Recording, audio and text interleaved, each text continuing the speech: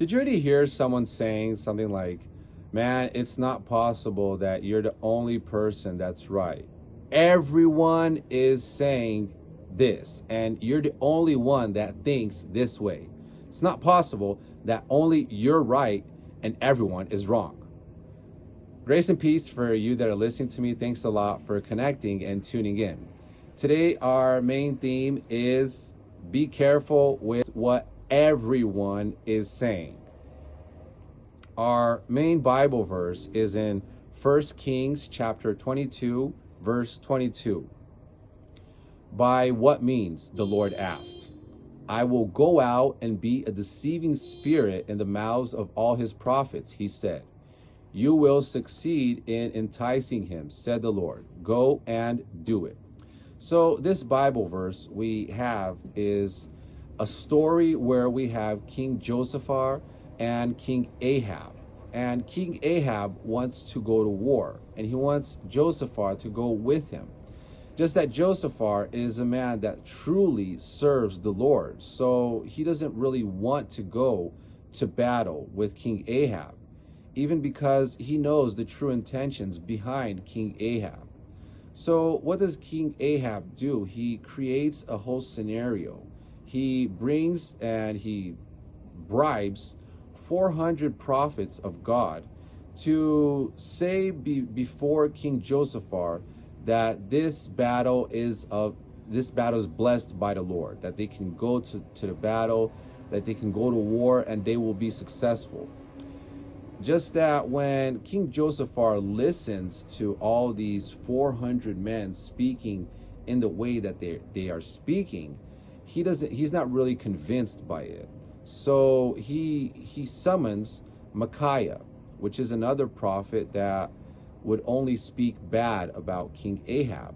Once known that Micaiah was a true prophet. He was not a prophet that would sell himself like these other 400 prophets, like everyone else.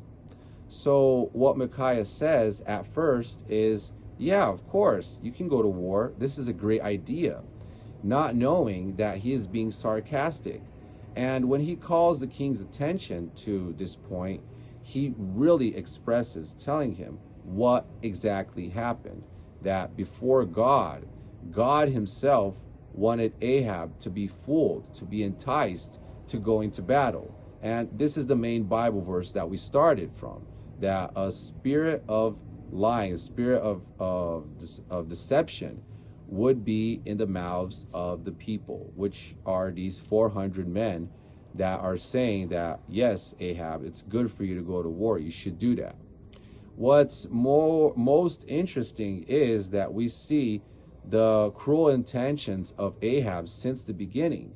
When they actually go to war, King Ahab tells King Josaphat so that he will dress himself as a king, not knowing that the first and main objective of their enemy was to eliminate the king. And King Ahab knew about this, and King Josaphat did not.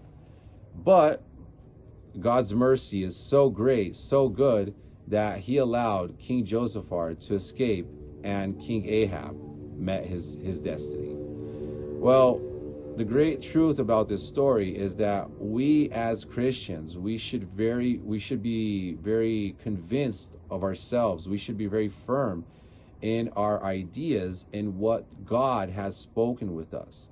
Remembering that today, every and any Christian can have full and total access to God by prayer through Jesus Christ. So you don't need someone else, another Christian, telling you what you have to do, unless you are trying to understand what the Word of God really means.